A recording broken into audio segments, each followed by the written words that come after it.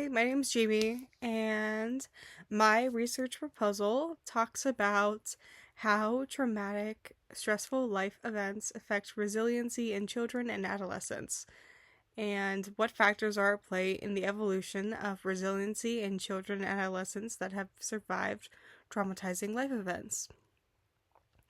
So, to start off, um, let's just talk about some background information. So, children have the flexibility and agility to be resilient in desperate and trying times. So, take, for example, the children that were affected by Hurricane Katrina. They were forced to overcome excessive barriers in the home, education system, and society via resilience. So, was this resilience based on natural survival instinct alone or a need to keep going due to societal expectations? It's difficult to interpret this without, going into extensive therapeutic sessions with these now adults. But the question that arises in circumstances like the Katrina kids is this. How do traumatic, stressful life events affect resiliency in children and adolescents? And again, what factors are at play in the evolution of resiliency in children and adolescents that have survived traumatizing life events? So, some current research that we have going on. So, Maston indicates that major disasters challenge many systems simultaneously or in a cascading sequence as interconnected systems become overwhelmed. So, acute shocks and trauma can trigger complex reactions as many systems levels in a community as well as in an individual person. A hurricane or an earthquake, for example, can wreak destruction and death simultaneously on multiple levels, with consequences that may endure a lifetime. So just like in Hurricane Katrina. An instance just like that. This essentially means that children react situationally. They are forced to evolve and survive through their trauma and become resilient. And then we have Yoon et al. That explores the evolution of resiliency in children, giving the current research topic a little bit of hope. And then they suggest that resiliency is a malleable object in childhood and is flexible with the ability to change over time. And then we go into my literature review, and I talk about adverse childhood experiences, or ACEs, which we all know are traumatic experiences that occur in the individual's life before the age of 18. If you're not aware, hallmark signs are abuse and other negative environmental conditions. ACEs include emotional, physical, and sexual abuse and can take place in the home or community. Ray et al. Focused on bringing forth a new strength-based perspective to the ACEs research field by measuring children's competencies rather than relying on the report of problems or deficits.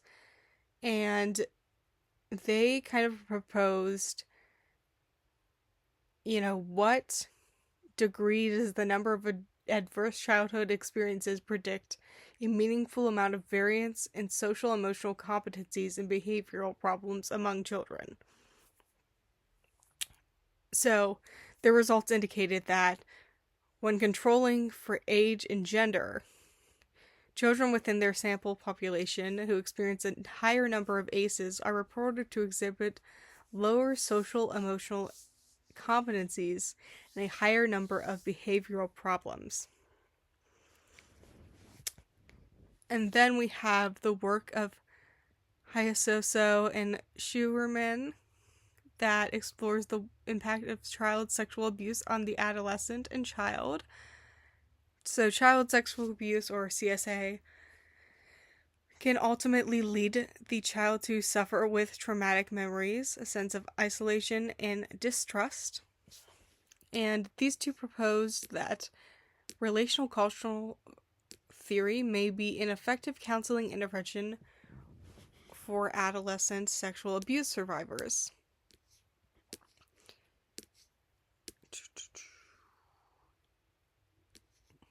Furthermore, group processing may be effective for those with traumatic experiences. Yoder et al. Suggests that a creative expression therapy group was somewhat effective for their former female participants. And these participants struggled with various issues such as death of a close loved one, such as a grandparent, family conflict, grief, loss, and socialization struggles. And then we go into the topic of resiliency. So resiliency is a key concept in childhood. This is especially true in children and adolescents who have experienced traumatic, life-changing, or emotionally stimulating events. So Hills argues that the rising number of adolescents and children with mental health problems have resulted in a growing appreciation for the roles of schools in developing emotionally healthy individuals. So building resilience is one of the factors that was included in the roles of schools. And then Senior et al. Explored the effectiveness of Resilience Builder program in children with ADHD. Their results indicated that children with ADHD improved significantly across multiple domains of functioning, including internalizing, externalizing, social skills, problems with RBP treatment, and across parent, teacher, and child informants. And then we have the work of Lenz, who conducted a study that explored the relationship between hope, resilience, happiness, and mental health symptoms in children that are in middle school and high school. The results of said study indicated that there was support for predictive relationships between these factors. And then Maston explores resiliency in children that have survived natural disasters. Maston argues that the resilience of children, youth, families, communities, societies, and ecosystems are all interconnected. The capacities of children to respond to the challenges of disasters hinge in large part on how well their families are doing and how well the community is supporting the individuals, families, and system encompassed by the community system as a whole. And then Emmerich et al. Explored the association between health conditions and family resiliency, specifically epilepsy. And basically that stated that, children with epilepsy and a comorbid condition face special challenges that ultimately require the family to adapt and evolve to become resilient. And then adaptation. Morin et al. Argued that those who were culturally adapted are more likely to stand up to bullying situations. There were brief bystander bullying interventions, which is abbreviated as STAC, showed to be effective. And then Yoon et al. Aimed to examine the profiles and transitions in resilience during early childhood following child maltreatment and to determine how caregiver risk and protective factors predict the initial and transition patterns in resilience profiles. The results indicated that the majority of children maintained their membership in the optimal resilience group or transitioned from a poor resilience profile to a better profile over time.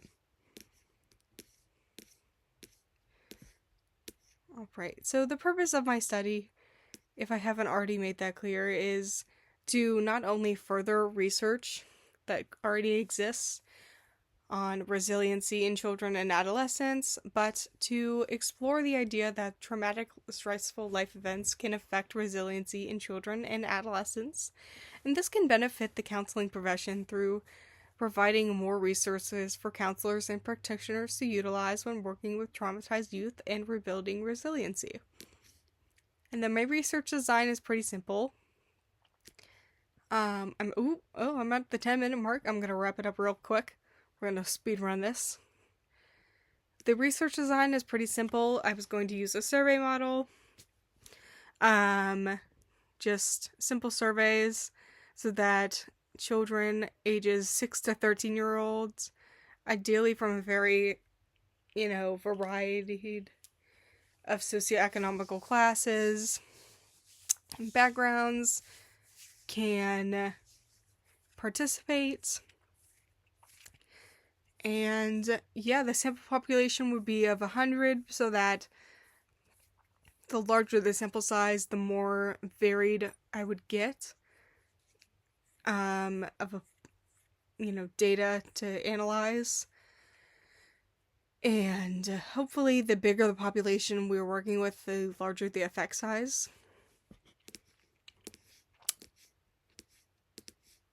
And yeah, that's about it.